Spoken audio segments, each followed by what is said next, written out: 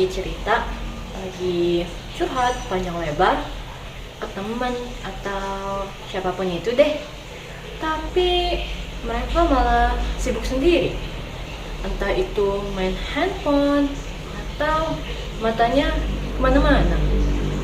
Pasti rasanya sakit banget gak sih?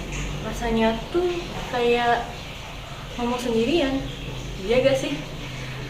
Padahal jadi pendengar yang baik itu adalah sebuah effort yang cukup berdampak. Karena di zaman sekarang menjadi pendengar yang baik itu langka. Padahal semua orang butuh didengarkan.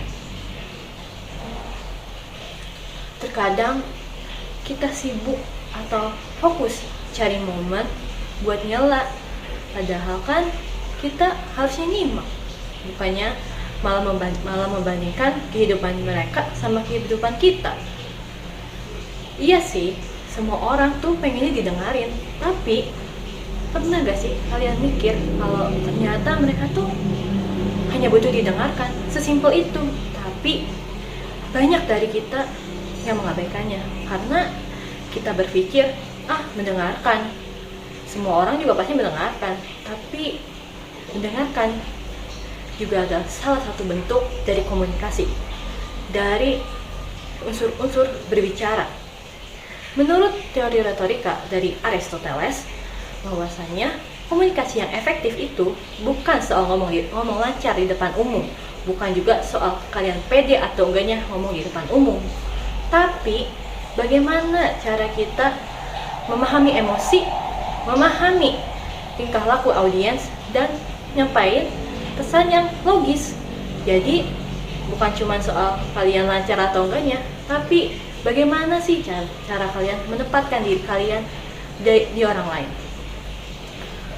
Kalian sadar gak sih di dunia media sosial ini, kalau banyak komentar yang panjang lebar, tapi ujung-ujungnya mereka nggak baca isinya, cuman baca highlightnya doang, cuman baca judul besarnya doang, kemakan hoax.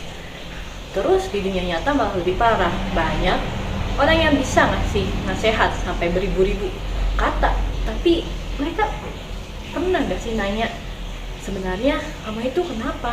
Kamu itu punya masalah apa? Tapi mereka kayaknya hanya fokus buat cari celah, kekurangan dari orang lain. Jadi pendengar yang baik itu bukan selamanya pasif, tapi bagaimana cara menghargai orang lain, cara memperhatikan informasi yang orang lain beri.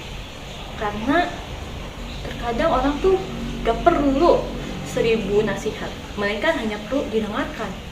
Orang-orang itu hanya cari tempat yang aman buat mereka luapkan segala isi pikiran mereka.